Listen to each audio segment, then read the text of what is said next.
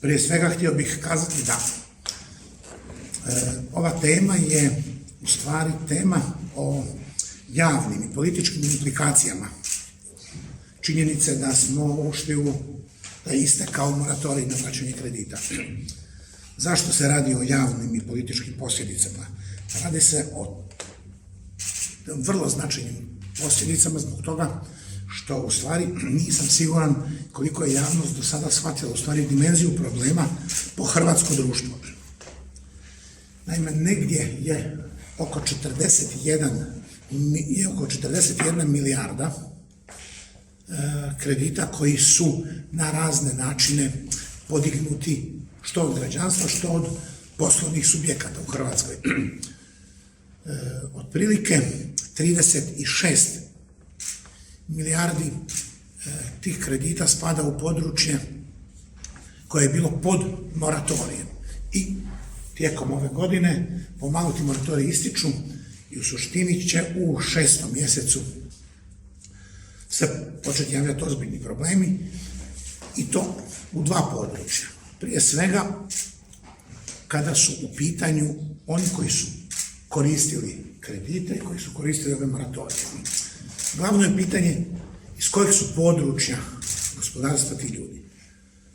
Najviše korisnika tih kredita su iz područja turističkih djelatnosti. Tu su iza toga svi mogući prijevoznici, kopneni i morski, i naravno usluge u širem smislu riječi.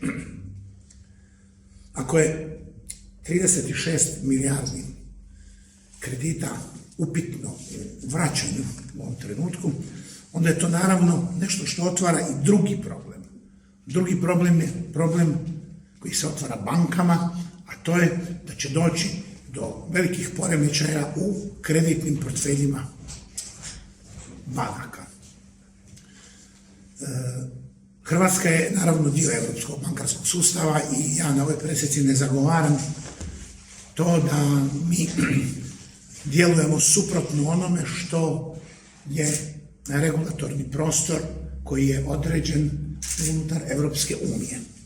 Međutim, činjenica je da bi upravo tu trebalo uprijeti prstom u onoga tko treba aktivnije raditi na rješavanju ovog problema, a to je Vlada Republike Hrvatske. Zbog čega? Ne mogu udruge ugostitelja, udruge prijevoznika, ne mogu korisnici kredita taj problem riješiti individualnim dogovaranjem sa bankama, iako se jedan manji dio će se i riješiti, jer i banke će ići na neka logična rješenja. Međutim, kapitalni dio se neće riješiti, može se riješiti samo sistemskim mjerama. Prema tome, ministar financija i premijer morali su potaknuti tu temu u Europskoj uniji. Mi spadamo, nedavno je objavljena anketa, nažalost, po realizaciji ukupnih društvenih odnosa na dno Europske unije. Jedna belgijska agencija je radila ozbiljno istraživanje o uspješnosti pojedinih društava čije su zemlje članice Europske unije. Ne znam koliko je to poznato, ali ta je studija objavljena i Hrvatska je najneuspješnije društvo u Europskoj uniji. Nakon nas slijedi Cipar, pa Rumunjska, pa Bugarska i tako dalje. Prema tome, mi sa ovom epidemijom smo prema guverneru Narodne banke u 20. godini izgubili 50.000 radnih mjesta. Vujčić je upotrijebio izraz 50.000 radnih mjesta je nestalo, izbrisano, neće se obnavljati 21. i 22. Koliko će ih produženjem krize nestati još? Prema tome, mi imamo ozbiljan problem, jer mi u post-korona periodu prije svega se uzdamo da će povući i brutodruštveni proizvod, i proračun država, i proračune lokalnih samouprava, upravo djelatnosti koje imaju kredite i koje ne mogu vraćati. i u početku normaliziranja djelatnosti neće moći vraćati. Prema tome, vlada mora pokrenuti inicijativu u toj instituciji koja vodi brigu o bankarskim regulatornim mehanizmima u EU, to je takozvana EBA. EBA, agencija koja se s tim bavi. Mi moramo biti inicijatori prijedloga da se na godinu dana odobri produžavanje moratorija, jer je to bolje nego da se velik dio od ovih 36 milijardi o kojima sam govorio proglasi nenaplativim kreditima. Dakle, nenaplativi loši krediti i da osim što ćemo naškoditi korisnicima, dakle ovom gospodarstvu, dobrim dijelom naškodimo i djelomično uništimo poslovanje i banaka. Međutim, vlada ne čini ništa. Ja neću govoriti je li bilo najbolje rješenje prijedlog zakona o produljenju moratorija koji je bio u Saboru u siječnju.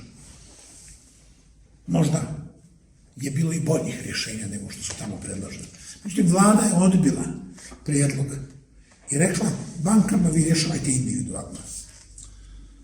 To pitanje riješiti individualno se neće moći i imat će nesagledive posljedice na proračun države i na živote naših građana. I zbog toga je ova presica apel Hrvatskom saboru i Vladi Republike Hrvatske da kao punopravni i ravnopravni član Europske unije pokrenemo inicijativu da se nađe regulatorni okvir u okvirima Europske unije i da se do ljeta omogući produženje moratorija na kredite za 12 mjeseci.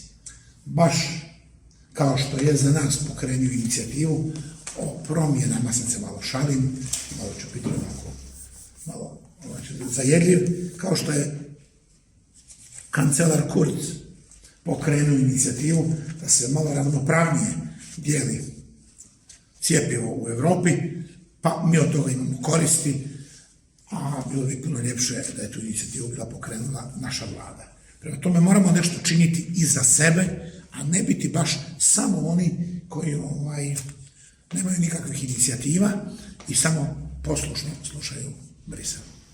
Evo, to je to.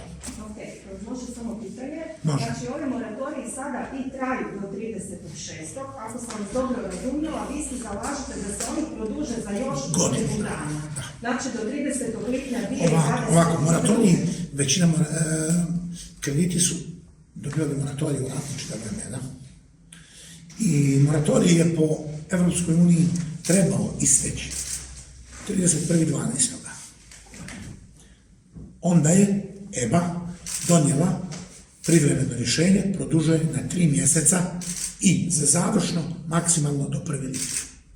Prema tome, s 1. lipnjom to sve ide u pitanje ili je naplativo ili je nenaplativo. Nakon toga imate one scenarije. Banke će veći dio toga prodati agencijama za prisilnu naplatu. Vrlo jeftino.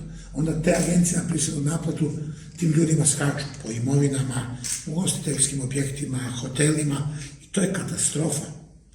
Dakle, apsolutno vlada bi trebala spriječiti situaciju da banke spašavajući koliko toliko jeftino ta potraživanja prodaju agencijama.